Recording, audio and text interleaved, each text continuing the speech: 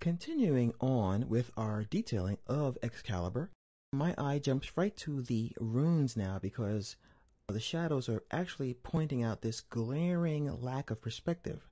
So I'm going to click on the runes temporarily to unlock it and click on it. And I want to show you a quick way to distort it. We can go to our effect menu and we can choose to distort, free distort. With this option, we can move our panel over and then we can move things down like so.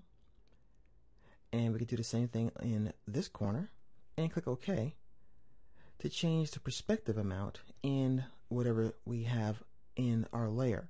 So now the runes are following the contours of the sword more clearly, and I like that better. So I'm going to lock the runes, and I'm going to unlock the pommel, and I'm going to unlock the guard rear, the grip, and the guard, so we can start to color some of these strokes. Once again, what you might want to do is then take this into Photoshop or Painter and really add some more effects, because we can only do some base stuff here. So I'm going to click on this pommel duplicate and this one here, and I think I'm going to give it a color like dark gray and see what that looks like.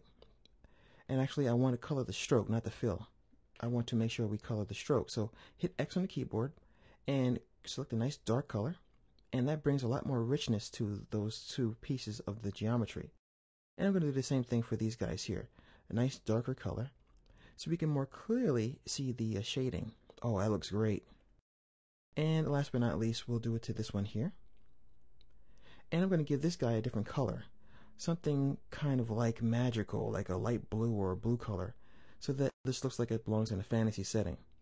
Now that we have those colors in place, I'm going to lock everything and create one more layer, and we'll call this one Scratches.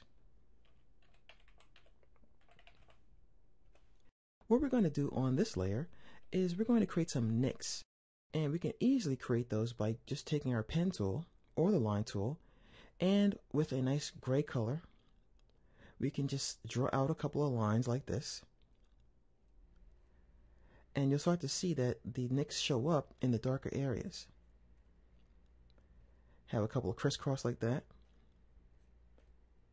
and I went a little too far with that one. Make sure I bring that back in, just to add a couple of different variants to the actual blade itself. Now it looks like it's actually been in battle. So let me zoom out a little bit.